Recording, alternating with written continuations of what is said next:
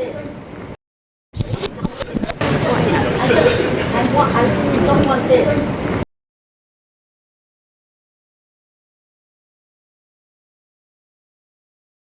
Everything looks better over there.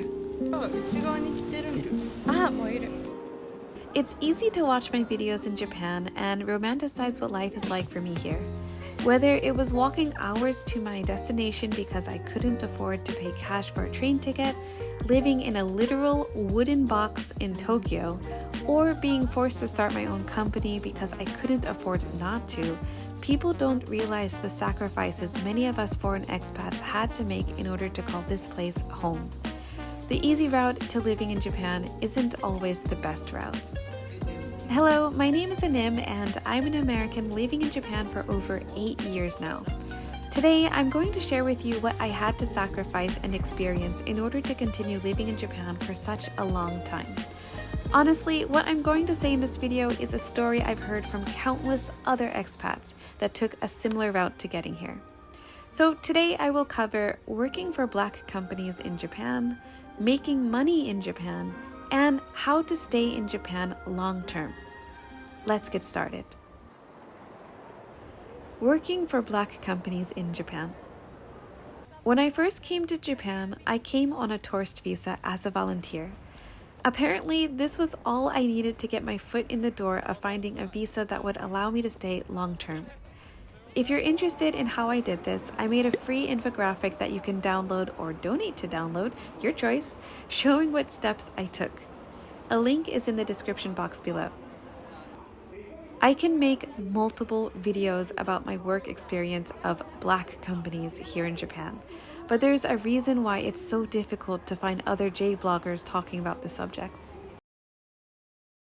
For those of you who do not know, a Black company in Japan is a company that doesn't comply with the Japanese Labor Standards Act and exploits their employees by forcing them to work either long hours, on holidays, pressuring them not to take off, and/or not paying their employees properly. Although there are many negatives, these companies are a great way of getting your first work visa in Japan to stay long term. These companies quickly hire foreigners who would basically give anything to live in Japan, and in return, the teachers are paid very little to survive, become reliant on the companies to handle all bureaucratic government paperwork since it's all in Japanese, and employees are pressured to do more work for less pay. It's even worse if the visa they sponsor you for is an instructor visa. With this visa, you can only teach, and oftentimes you can only teach for the company that is sponsoring you. The better visa to apply for is the Engineer Specialist in Humanities International Services Visa, which allows you to have a job and do other jobs on the side. If you plan to go the Black company route to get your first visa, I recommend telling the sponsoring company that you'd like to apply for this Specialist in Humanities visa compared to the instructor visa. すいません。ちょっと時間よろしいですか？YouTube インタビューをさせてもらえますか？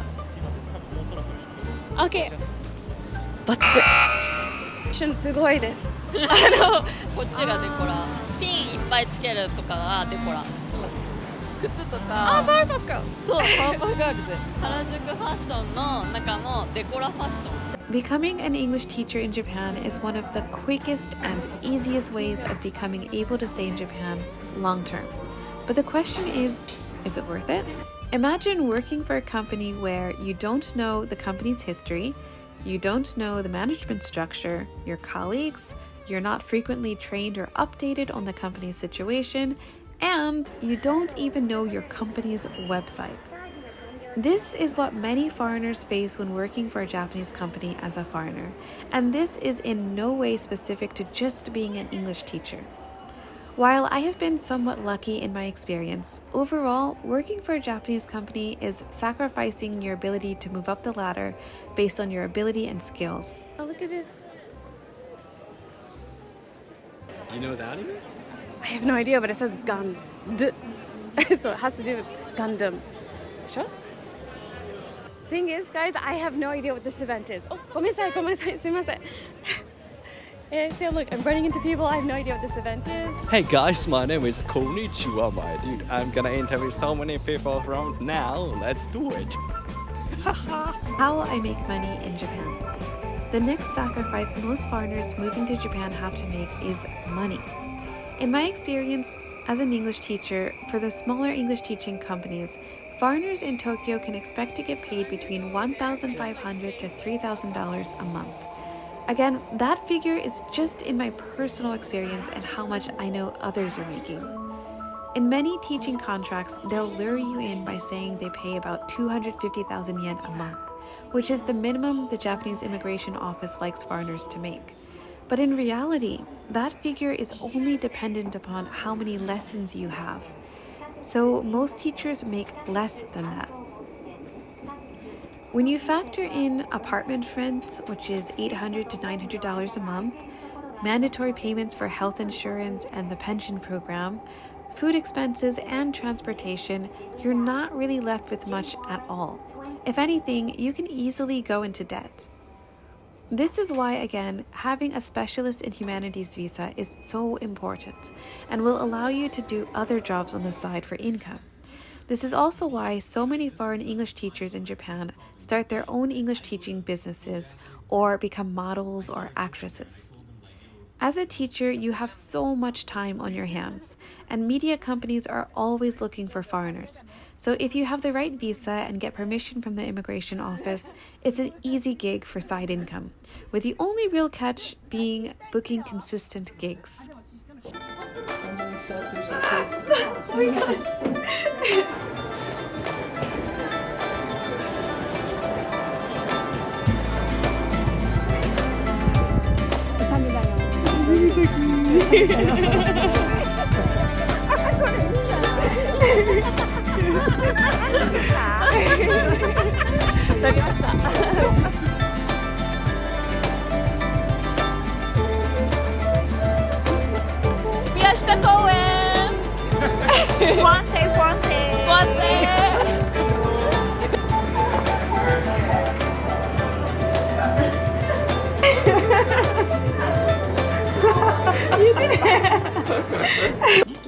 You can still only go so far without this one important skill.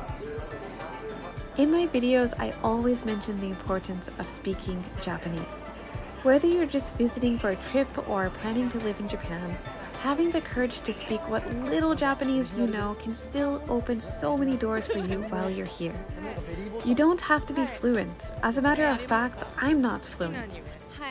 When we view Japan as something other than what it actually is, a normal country with good and bad people and problems of its own, we become easy to be taken advantage of. Companies here can be brutal. They will wave your visa around as a means to keep you in unfavorable work conditions and make you feel like you have no escape.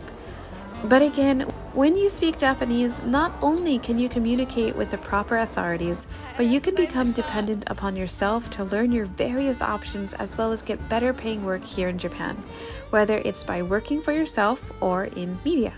And this is what I did. You guys should definitely check out Ray's touring service. He'll show you all around Tokyo. Join my program, we can study Japanese and we can hang out together afternoon.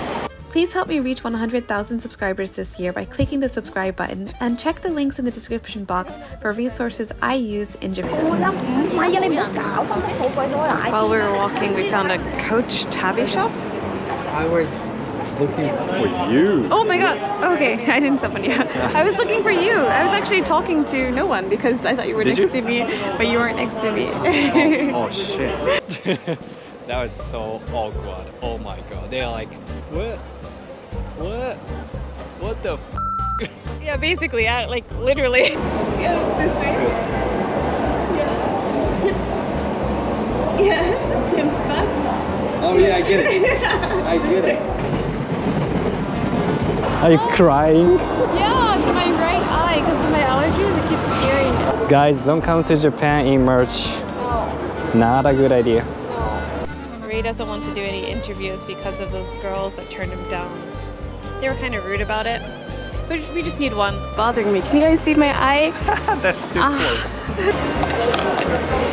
お疲れ様です。お疲れ様です。I hope you liked the video. Yeah, me too.